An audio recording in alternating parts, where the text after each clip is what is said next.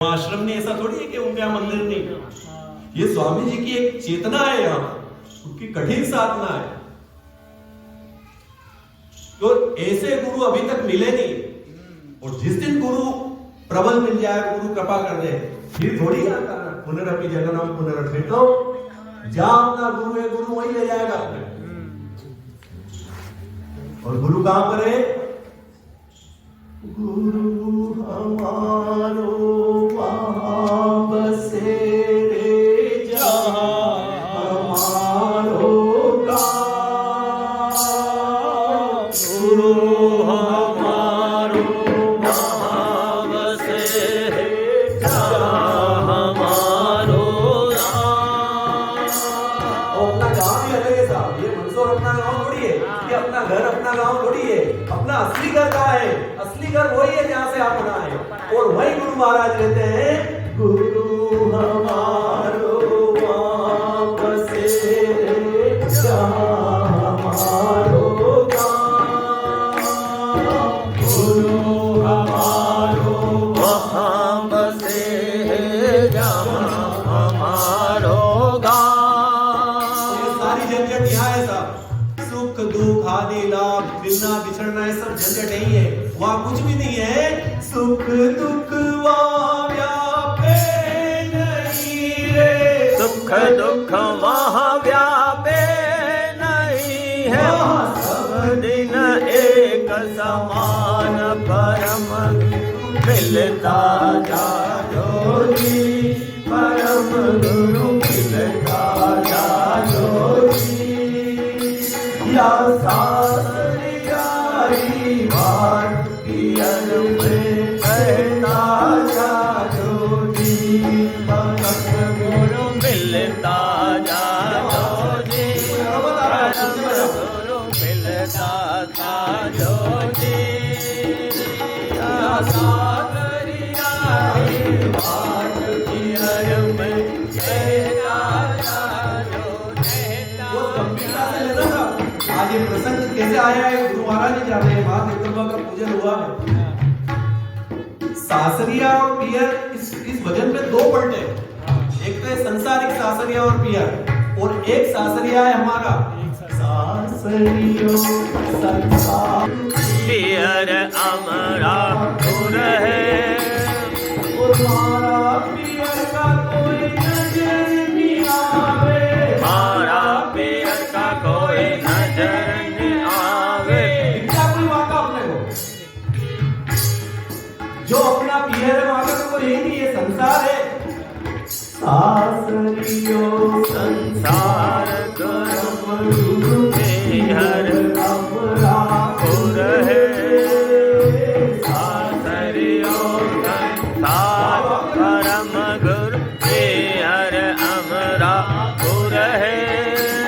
हमारा पियर का कोई नजर नहीं आवे, हमारा पियर का कोई नजर नहीं आवे।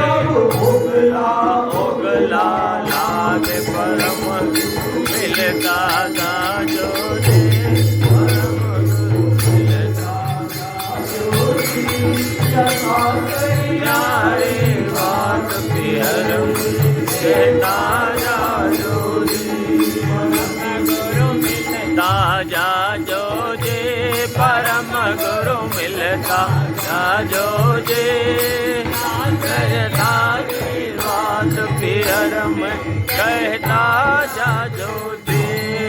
स्वामी एक परम गुरु भावे न जोगे, आस तुम्हारी एक परम गुरु भावे न दूजो वेश, और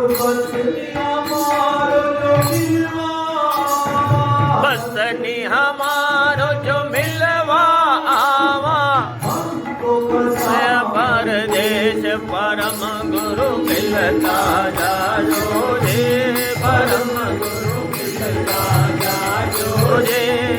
सासरिया रे बात पियर में कहता जाओ जी, परम गुरु मिलता जाओ जी, परम गुरु मिलता कहता जाजो जी या सासरियारी बात पियर में कहता जाजो जी कहता जाजो जी भगवान की जय।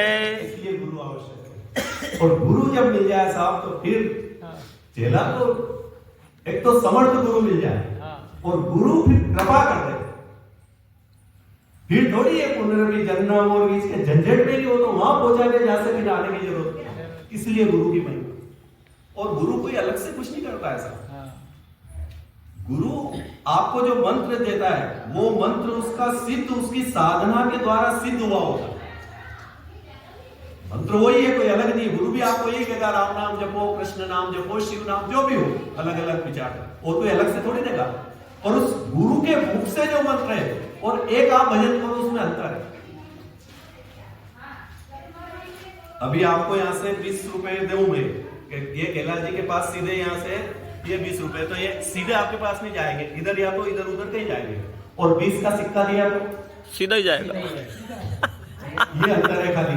एक साधारण मंत्र जो अपन जपते हैं उसमें और एक गुरु के द्वारा है, वो उसकी साधना से क्षण के आता है और वो सीधा उस मंत्र का जितना आप जप करोगे ना उस मंत्र का ही परमात्मा बन जाएगा, कोई अलग से परमात्मा नहीं आएगा। ये महिमा है। इसलिए अपन इस सिद्ध स्थान पे बैठे हैं, कोई भटकने की कई जरूरत नहीं है। यदि गुरु बनाए हैं तो भी ठीक है और नहीं बनाए तो कोई चक्कर में भी नहीं पड़ना। स्वामी जी की शरण में वो चेतना है, काम करेगा। आइए, तो एक मन की बात थी जो मां जगदम्बा का। फिर इसके बाद अपने पिता के पास जाना, जबकि ये तो पिता के पास से आ रहे हैं, मां को नहीं पता अभी। फिर पिताजी के पास जाना, स्नान करके कुछ खा के फिर पिताजी के आगे लेके जैसा ऐसा करना। अब जब मां की ये बात सुनी तो भगवान श्री राम कितनी मधुर वाणी बोले, देखो सब। मात वचन सुनी अति अनुकूला और जन स्नेह सुर तरु के फूला। भगवान राम जब वचन बोलते थे साहब ऐसा लगता था कि किसी सुर तरुवर से कल्प वृक्ष के फूल झड़ रहे हो। जब भगवान श्री राम बोलते तो इतनी मधुर वाणी, प्रसन्नता, ऐसे वचन बोले मानो सेन रूप स्नेह रूपी कल्प वृक्ष के फूल बरस रहे हो। और क्या कहा मां ने, हे मां मुझे राज तिलक बहुत जल्दी होने वाला है, लेकिन मां इसमें थोड़ा सा पिताजी ने या मेरी माता ने संशोधन कर दिया। क्या संशोधन कर दिया बेटा? कि पिताजी, मां राज तो मुझे मिल रहा है पर ये छोटा सा अयोध्या का नहीं। पिताजी ने मोई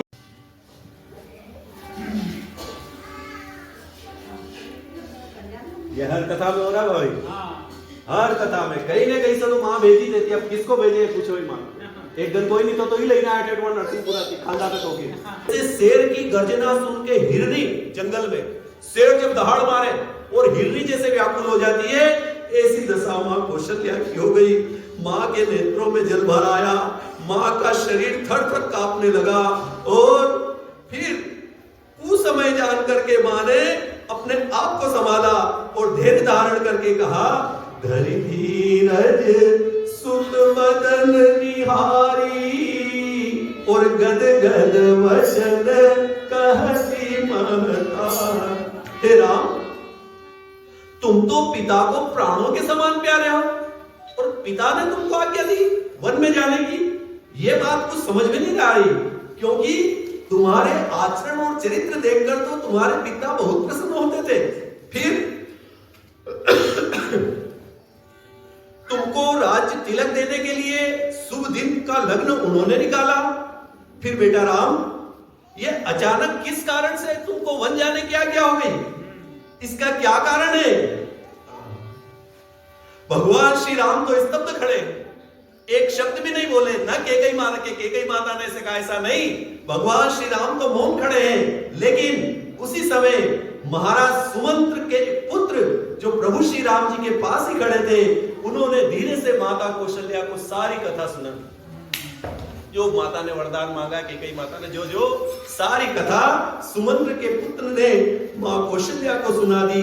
ये सुन करके मां कौशल्या बिल्कुल स्तब्ध होकर के खड़ी हो गई, जैसे बिल्कुल मौन खड़ी हो गई, न हिलना डुलना, सब कुछ बंद हो गया। मतलब कोई ऐसी घटना हो गई है कि ऐसा मां कभी सोच भी नहीं सकती। भाई रात दिन तो कैकेयी माता के साथ ही रहती ना, वो तो कभी ऐसी चर्चा नहीं हुई। और रात तक मां कैकेयी बहुत प्रसन्न थी, होंगे राम जी राजा महारानी राजा, वो तो बहुत प्रसन्नता बता रही थी। ये तो रात ही रात में मंत्रा ने चलाया गेम पूरा। इसलिए मां कौशल्या को आश्चर्य हो रहा है कि ऐसा कैसे कह सकती मेरी बहन कैकेयी। लेकिन आज जैसे ये बात कहा तो मां ने कहा, बेटा अब यदि मैं तुमको वन जाने को कहूं, मैं भी आज्ञा दे दूं, और धर्म संकट के कारण मैं तुम्हारे इस वचन में कहीं बाधा बनूं, क्योंकि तुम तो पिता की आज्ञा का पालन करोगे, मैं यदि तुम्हें प्रेम दिखाऊं और कहीं तुम इस धर्म से, इस वचन से पलट जाओ, तो हे राम, मैं अपना कठोर बन करके तुम्हें आज्ञा देती हूं कि बेटा यदि माता की भी आज्ञा है और पिता की भी आज्ञा है तो तुम्हारे लिए वन सो अयोध्या के समान। दोनों की सहमति है। माता तुम्हारी कैकेयी, वो भी तो मां है, उसका भी कहना है, और पिता की सहमति है, तो बेटा ये अवध वन तुम्हारे लिए 100 अयोध्या के समान है। लेकिन बेटा तुमने बहुत अच्छा किया कि पिता की आज्ञा का पालन करने का निश्चय कर लिया, क्योंकि पिता की आज्ञा का पालन करना ही सब धर्मों का शिरोमणि धर्म है। कहा धर्म के चक्कर में पड़े जाओ, वहां जाओ न वहां भागो न वहां। यहाँ कह रहे हैं कि आपके घर में आपके माता पिता है, उनकी आज्ञा का यदि आपने पालन कर लिया, जो कह दिया पिता माता ने, अब उसमें कुछ भी कहने बोले, अब राम जी का इससे बड़ा और क्या कह सकते हैं। इससे इतना कठोर तो आज तक कोई पिता नहीं हुआ जो अपने बेटे कहते कि जा तू 14 साल जंगल में रहा, ऐसा तो कोई नहीं कहता। अब छोटा मोटी कोई आज्ञा दे दी और यदि आपने स्वीकार कर ली तो आपका धर्म का पालन हो गया। क्या कथा है मानस। अब बेटा पिता की आज्ञा पालन करना सारे धर्मों का शिरोमणि है। राज देने का कहकर वनवास दे दिया, इसका भी मुझे कोई दुख नहीं है, परंतु बेटा तुम्हारे कारण, तुम्हारे बिना भरत, महाराज दशरथ और ये अयोध्या की प्रजा, ये 3 बड़े दुखी हो जाएंगे। क्योंकि ये अयोध्या जिस दिन से तुम वनवास के लिए यहां से प्रस्थान करोगे, जिस दिन तुम्हारा 14 साल वन में जाने के लिए इस अयोध्या से एक कदम बाहर निकलेगा, उसी दिन ये अयोध्या अनाथ हो जाएगी। और सुन लो राम,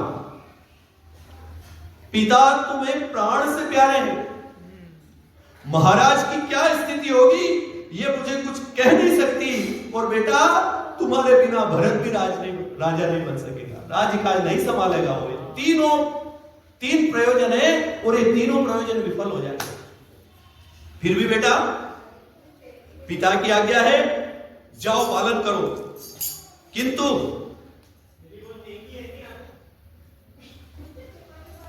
वनवास तुम्हारे जैसे सुकोमल बालक के लिए नहीं। किसके लिए वनवास? वनवास तो उनके जो वन में हमेशा वास करे, कोल किलाल भील विराट, जिनको जो रात दिन अभी है ना, अपन तो जरा से कांटा चुभ जाए तो घबरा जाते हैं, ये कोल किलाल इनके पांव में कांटा भी चुभ जाए तो पांव मसल देते ना, आगे बढ़ जाते हैं, क्योंकि वो उनका शरीर ऐसा ही हो गया, उनकी शरीर की क्रिया ऐसी हो गई। तो मां ये कह रही बेटा तुम्हारे सुकोमल हो, तुम्हारे लिए मन योग्य नहीं है। फिर जाना तो है, यदि मैं तुम्हें यह कहूं, मां कह रही यदि मैं कहूं कि तुम मुझे भी साथ ले चलो तो तुम्हारा और तुम्हें संकट में डालना नहीं चाहती, क्योंकि मेरा आत्मीयता प्रेम है और मैं यदि साथ में लेने को चलूं, इधर से तो मां बहुत टूटी हुई है। और मां की आज्ञा सुनी और यहां से भगवान ने क्या किया, हे बेटा एक काम करो, वन के जो देवता है, देखो साहब हर दिशाओं के देवता होते हैं, 10 दिशाएं ना, 10 दिशाओं के अलग अलग रहते हैं। ये जो भगवान के भरोसे संत महात्मा जंगल में रहते, किसके भरोसे रहते हैं? वन के भी देवता होते हैं, हर स्थान के स्थान देवता होते हैं, हर दिशाओं के देवता। इसलिए तो 33 करोड़ है अपने, क्या है गिनती कहां से है? कोई सा भी गांव खेड़ा चल जाओ, आपको कोई देवनारायण भगवान का स्थान, कोई ताका जी का स्थान मिल जाए, कोई माता जी का स्थान मिल, कोई ना कोई तो स्थान मिलेगा। हर क्षण क्षण में, हर दिशाओं पे, हर स्थान के अलग अलग स्थान देवता होते हैं। इसलिए मां कह रही बेटा तुम जब वन में जाओगे ना तो वन के देवता और वन के देवता तो तुम्हारे पिता होंगे और वन की जो देवियां है वो तुम्हारी माता होगी। वन देवी और वन जो है वन देवता तुम्हारे पिता होंगे। वहां के पशु पक्षी तुम्हारे चरणों के सेवक होंगे। और फिर राजा, हे राम अभी सुकुमार अवस्था है इसलिए मुझे थोड़ा दुख होता है, किंतु इस रघुवंश का नियम है, इस रघुवंश में आज तक जितने बड़े बड़े राजा हुए हैं सब चौथे पद में वनवास में गए। महाराज मनु ही ले लो इनके, दशरथ जी कौन थे पूर्व जन्म में? राजा मनु थे। यही तो कथा आपने सुनी। दूसरा जन्म दशरथ जी का हुआ, पूर्व जन्म में वो मनु थे। तो तुम्हारे वंश में जितने भी राजा हुए सब चौथे पद में भगवान के भजन किया। राजा भगीरथ ले लो, बोले राजा दिलीप ले लो, जो है सब इनका ही रघुवंश में ही है। परंतु अभी तुम्हारे वन में जाने के योग्य नहीं है, अभी तो सुकुमार हो। बारंबार माता ने इस प्रकार कहा और आज भगवान श्री राम मां से आज्ञा लेकर के और अपना दैनिक कर्म करके आज भगवान ने वन जाने की तैयारी कर ली। अब खबर पहुंची का देखो, फोन से फोन किधर से किधर कनेक्ट हुआ। मंथरा से केकई के बाद केकई, मंथरा महाराज दशरथ जी के बाद सुमंत के बाद राम जी के बाद कौशल्या जी। और इधर भगवान ने जाने की तैयारी कर ली तो सबसे पहले समाचार ते ही समय सुनी, ये कान में आवाज पड़ी। जनक नंदनी, जनक दुलारी मां सिया जी के कान में यह आवाज पड़ी कि भगवान तो वनवास जाने की तैयारी कर रहे हैं। क्या कर रहे हैं?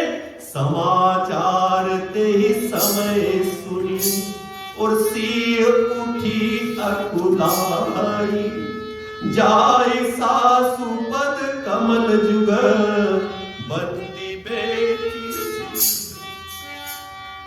मां सिया जी के कान में खबर पड़ गई कि ये प्राणनाथ अब सब कुछ छोड़कर 14 साल के लिए वनवास जा रहे हैं।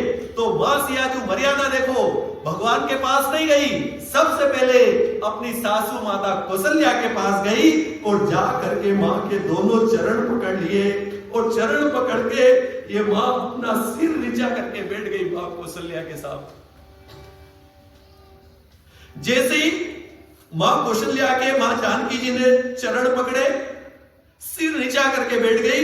मुख से कुछ वचन नहीं बोल पा रही है, लेकिन मां समझ गई कि ये बात मेरी बहू को भी पता चल गई है। तो मां ने पहले तो आशीर्वाद दिया। क्या कहा?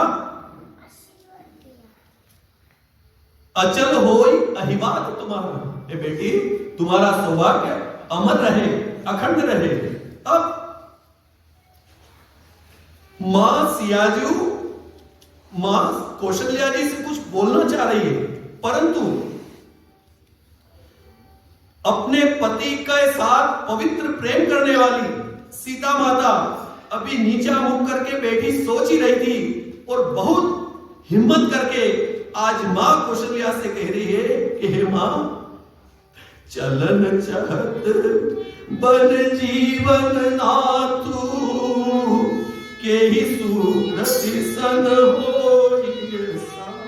हे मां, मेरे प्राणनाथ वन को जा रहे हैं, अब मेरे लिए क्या आज्ञा है माता?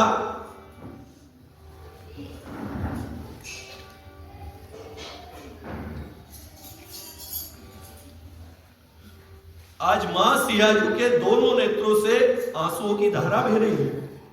आज अपनी पुत्र वधू की यह दशा देख करके मां कौशल्या बोली, बेटी हे सुकुमारी, तू तो अपने पूरे परिवार के प्राण प्यारी है, सास ससुर पूरा कुटुंब सबकी तू प्यारी हमारी कुलवधू है। और इतना ही नहीं, जिनके ससुर नृपति मणि दशरथ, जिनके ससुर नृपति नपति मणि दशरथ जिनके ससुर नपति मणि दशरथ, जिनके ससुर नपति मणि दशरथ, स्वामी श्री अवध बिहारी बिकर हमें खाएगी, स्वामी विराज बिहारी बिकर हमें खाएगी, स्वामी सियाजू हमारी बिकर हमें खाएगी, स्वामिनी से आजू हमारे फिकर हमें काहेगी, नेहर मिथिला राज बिराजे अवधपुरी ससुराए फिकर हमें काहेगी, स्वामी सियाजू हमारी बिकर हमें खाएगी, स्वामिनी से आजू हमारी फिकर हमें काहेगी, देवर भरत लखन रिपुसूदन, देवर भरत लखन रिपुसूदन, देवर भरत लखन रिपुसूदन, देवर भरत लखन रिपुसूदन, हनुमत चरण पुजारी बिकर हमें खाएगी, हनुमत चरण पुजारी फिकर हमें काहेगी, स्वामी सियाजू हमारी बिकर हमें काहेगी, जिनका नाम लेने से सारी चिंताएं और फिक्र दूर हो जाती है, ऐसी माँ को आज चिंता में देखा तो माँ कौशल्या अधीर हो गई। बेटी, हे जानकी, मैंने हमेशा तुझे आंख की पुतली बना कर रखा बेटी। हे माँ, मेरे लिए क्या आज्ञा है? प्राणनाथ तो जाने को चाहते हैं, अब आप जो आज्ञा हो मैं करूं।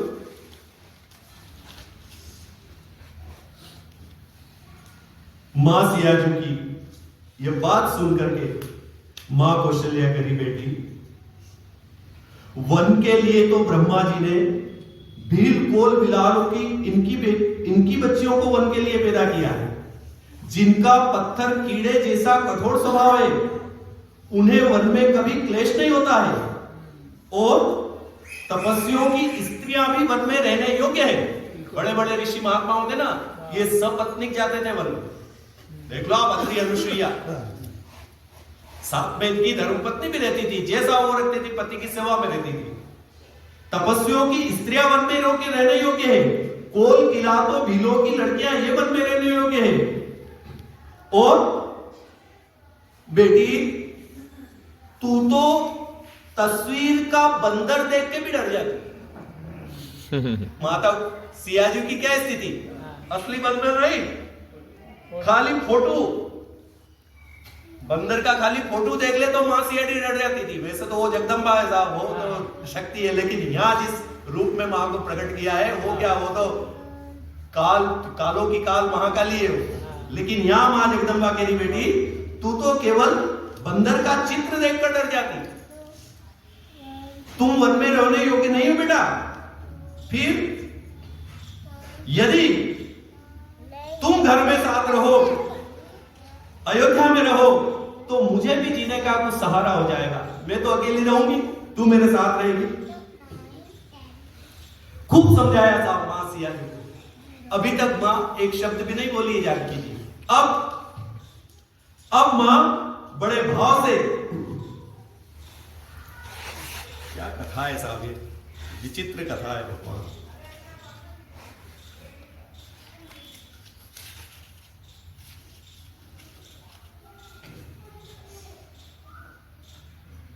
माता के सामने न मां सिया जी कुछ बोल पा रही है, न भगवान श्री राम कुछ कह पा रहे हैं, लेकिन आज प्रभु ने मां सिया जी को एक सीख दे दी। क्या सीख दी? एहिते अधिक धर्म नहीं दूजा, और सादर सास ससुर पद पूजा। नारी का एक ही धर्म है, क्या? अपने सास ससुर के चरणों की सेवा करना, ये प्रत्येक बहू का धर्म है। और भगवान श्री राम कह रहे मां सिया जी को, आप अपने धर्म का पालन करो।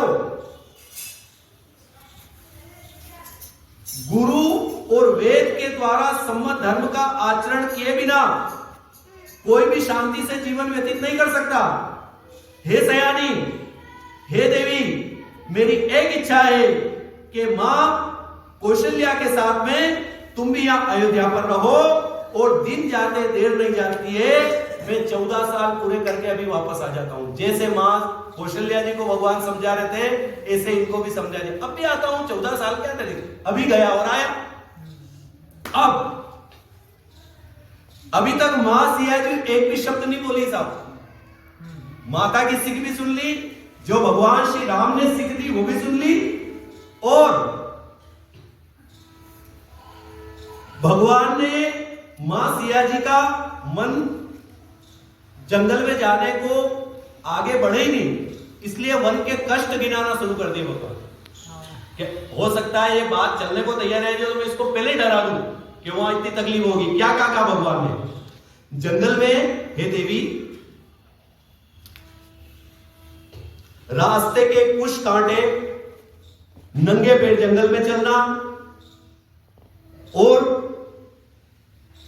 पर्वतों गुफाओं में रहना, ठंड, गर्मी, बरसात, ये तीनों चारों ऋतुओं को के साथ में वन में निवास करना, रीछ, बाघ, भेड़िए, शेर, ऐसे भयानक जंगल में। जी पिताश्री, जैसे ही गोधरा से गाड़ी आती थी तो सीधी गाड़ी लेने जाती आपके पिताजी को, और जब तक आत्म प्रकाश जी महाराज यहाँ रहते तब तक आप यहाँ पर विराजते थे, और त्रिकाल यहाँ पर सत्संग होता था, सुबह दोपहर और शाम।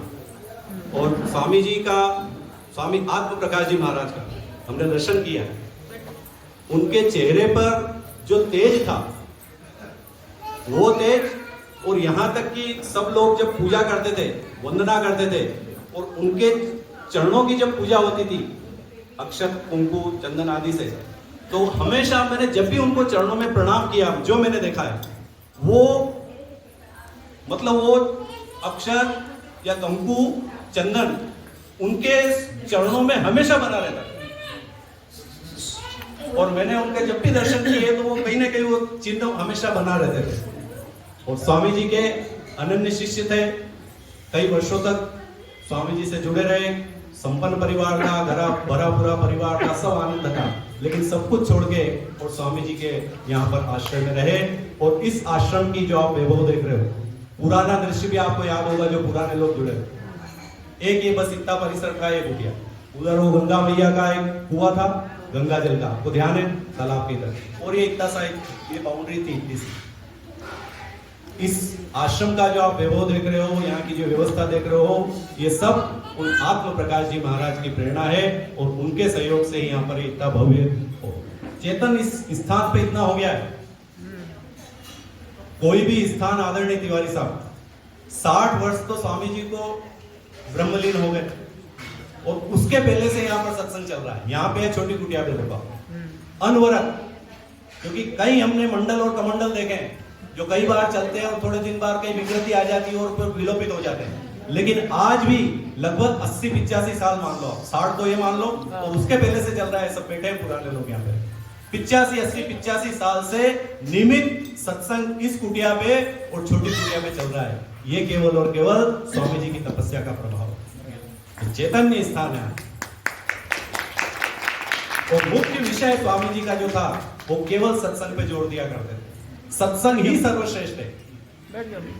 बिनु सत्संग न हरि कथा, ते ही बिनु मोहन भाग, मोह गए बिनु राम पद, होई न दृढ़ अनुराग, तात स्वर्ग अपवर्ग सुख, और और धैर्य तुला एक अंग, तूलन ताई सकल मिली, जो सुख लव सत्संग। ये महिमा है सत्संग की। इसलिए स्वामी जी का मुख्य जो विषय था और पूरा जोर यही था कि सत्संग अनवरत चलता रहना चाहिए। जो आज इतने वर्षों बाद भी अनवरत चालू है, ये स्वामी जी की तपस्या का प्रभाव है। आइए अब अपनी मूल कथा पर चलते हैं और आगे जो भी आदरणीय तिवारी साहब है, आदरणीय पंड्या साहब है, ओम जी सोनी साहब है, वो आत्म प्रकाश जी महाराज के बारे में जो जानते हैं वो आपको आगे समय पर बताएंगे। मैं अपनी कथा यहाँ पर प्रारंभ कर देता हूँ। अपनी मूल कथा कहाँ चल रही थी साहब? कैलाश जी, कथा कहाँ थी अपनी? ये बैठे हैं अपनी जो रविवार को चलती है वो कथा कहाँ विराम हुई थी? बस इतना से तो बता। राम जी वनवास में, वन की पूरी तैयारी, वन की तैयारी हो गई थी।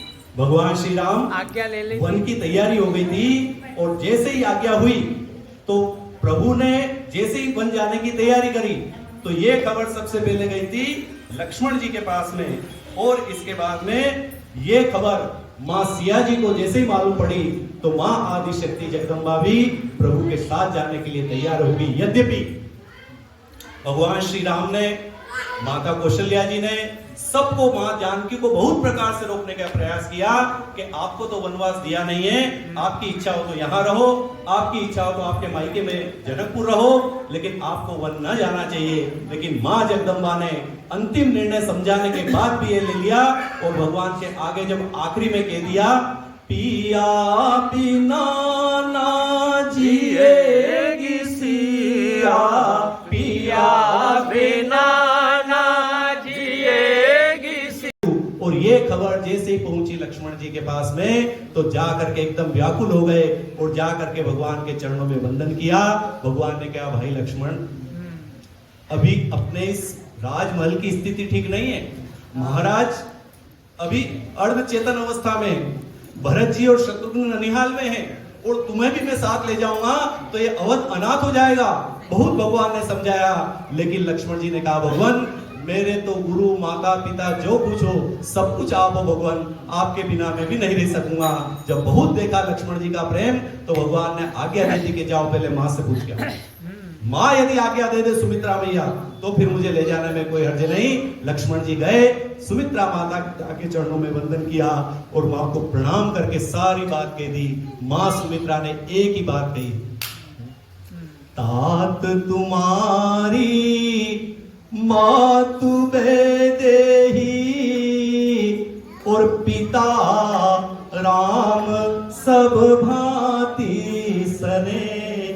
हे लक्ष्मण, मैं चाहे जन्म देने वाली माँ तुम्हारी हूं, लेकिन तुम्हारी सही माता जो है वो माता सीता है और पिता तुम्हारे राम जी है। आज से तुम्हारे दोनों माता पिता है और जाओ तुमरे हेतु राम बन जाए और कछु इसका कारण नहीं। तुम्हारे लिए तो राम मन में जा रहे हैं, क्योंकि ये सब लीला थी साहब। देखो ये सब आयोजित प्रायोजित कार्यक्रम था। भगवान राम का वन गमन क्या था? पहले से निर्धारित था। वो तो राम वन को गए जिसका कारण था ये रानी कैकेयी का नहीं दोष था, देवताओं का संकट मिटाना था और ये शेष अवतार है, इनके द्वारा ही मेघनाथ का वध होना था। इसलिए कहा तुमरे हेतु राम बन जाई और तात कछु कारण है। संतोष भैया इधर आ जाओ। संतोष जी तबला वादन जल्दी आ जाओ इधर, आपकी तो राह देख रहे थे यहाँ पे। जैसी आज्ञा हुई और माँ सुमित्रा ने दो बात बहुत अच्छी कह दी। वो दाई जी हमको रोज सुबह के सत्संग में कहते हैं कि बेटा, हे लक्ष्मण, तुम राम जी के साथ वन में जाओ और 3 चीज का त्याग करना और रात दिन उनकी सेवा में रहना लक्ष्मण, और मुझे पुत्रवती होने का सौभाग्य प्रदान करना, क्योंकि पुत्रवती जुवती जग सोई और रघुपति भगत जासु सुत होई। न तरु बांझ बल बाध बियानी और राम विमुख सुत ते हित जानी। हे लक्ष्मण, संसार में वही पुत्रवती है जिसका पुत्र भगवान श्री राम का भक्त है अर्थात उनका सेवक है, वरना न तरु बांझ बलबाद बियानी राम विमुख सुत देहित जानी। भगवान राम से विमुख पुत्र को पाकर के यदि कोई कहे कि मैं पुत्रवान हूं, कोई माता कहे कि मैं पुत्रवती हूं, तो ये केवल उसका भ्रम है।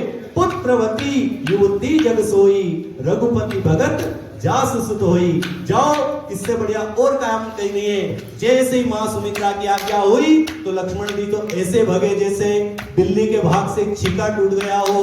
तुरंत वो तैयारी कर ली। आज भगवान श्री राम, मां सियाजू और लक्ष्मण जी तीनों वन जाने की तैयारी कर रहे हैं और पुनः आज महाराज दशरथ जी के सामने जाकर के हाथ जोड़ करके आज्ञा मांग रहे हैं। हे पिताजी, आप आज्ञा दीजिए। जैसे ये बात यह खबर पहुंची, महाराज दशरथ तो अभी आंख बंद करके धरती पर लेटे हुए हैं।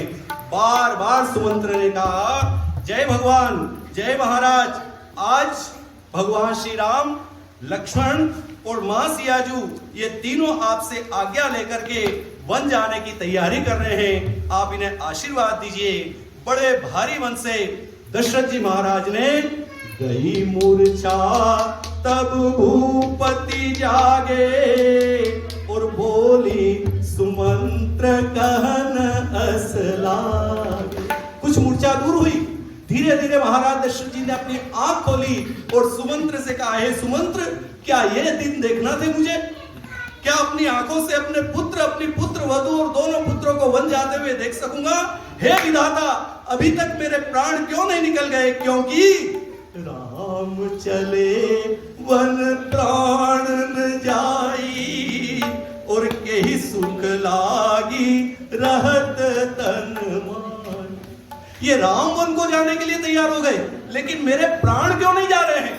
हे सुमंत, क्या मुझे यही देखना थे? ये मेरी पीड़ा अब मैं किसको कहूं? यही दे कवन व्यथा बलवाना और जो दुख पाई तजई तनु प्राणा।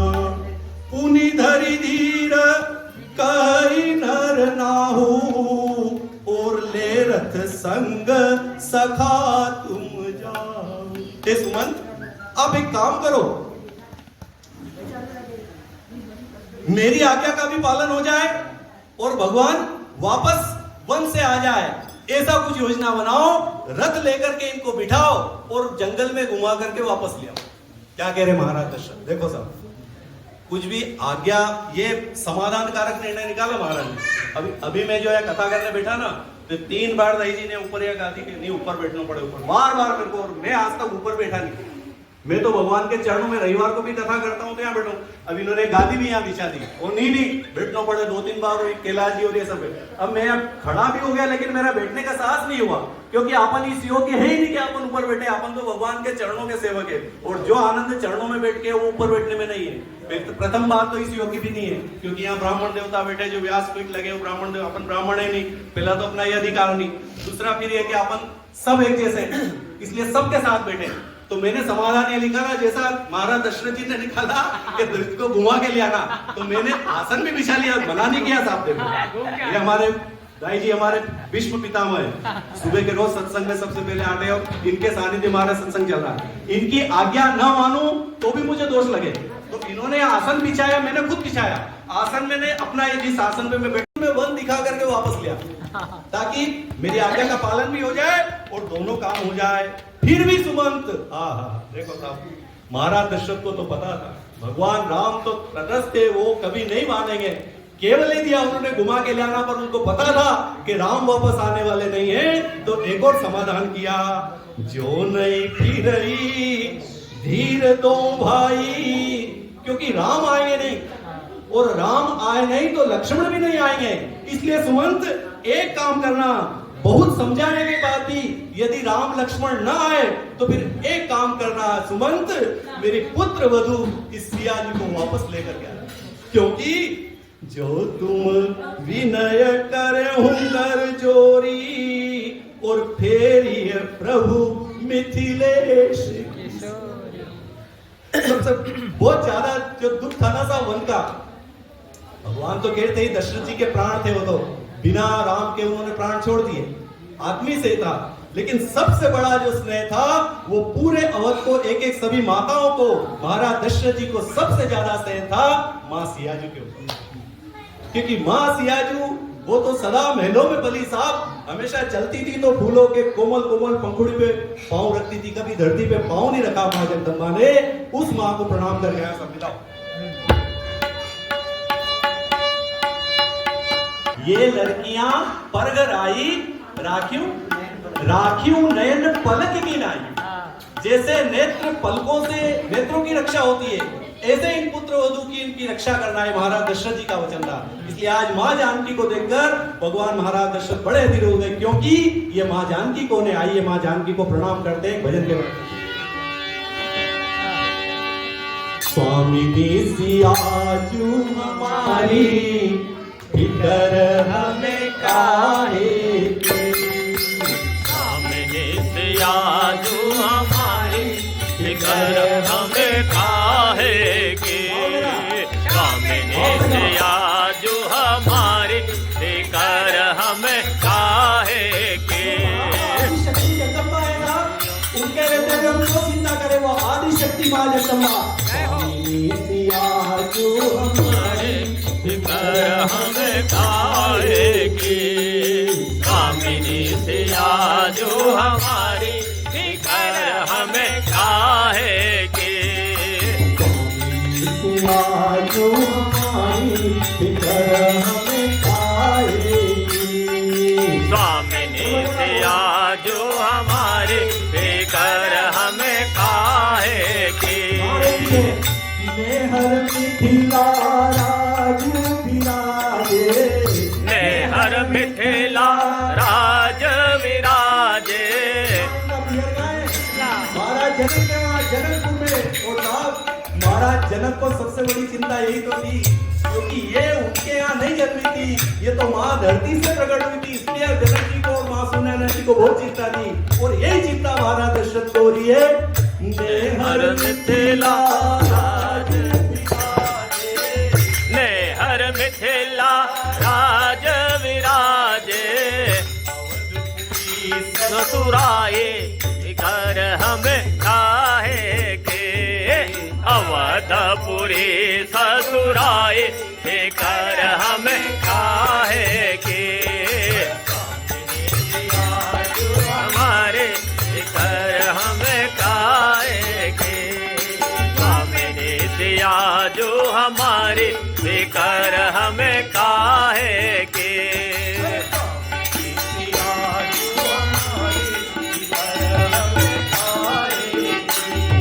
स्वामिनी सियाजू हमारे फिकर हमें काहे के, जिनके ससुर नृपति मणि दशरथ, जिनके ससुर नृपति मणि दशरथ।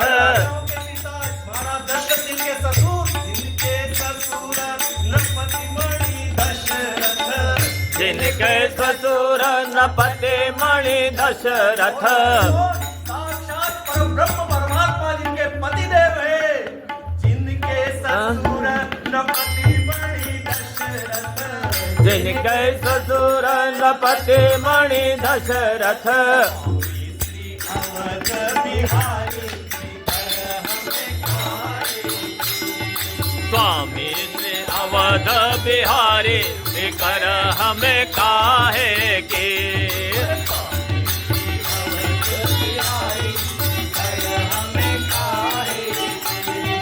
स्वामी श्री अवध बिहारी फिकर हमें काहे के।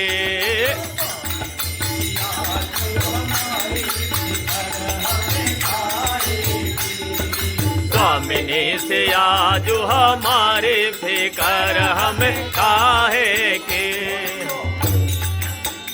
देवर भरत लखन रिपुसूदन, देवर भरत लखन रिपुसूदन, देवर भरत लखन रिपुसूदन, देवर भरत लखन रिपुसूदन। और बोलेगा राम दरबार में हनुमान जी।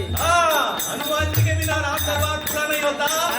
हनुमत चरण उधारे फिकर हमें काहे की, हनुमत चरण पुजारी फिकर हमें काहे की।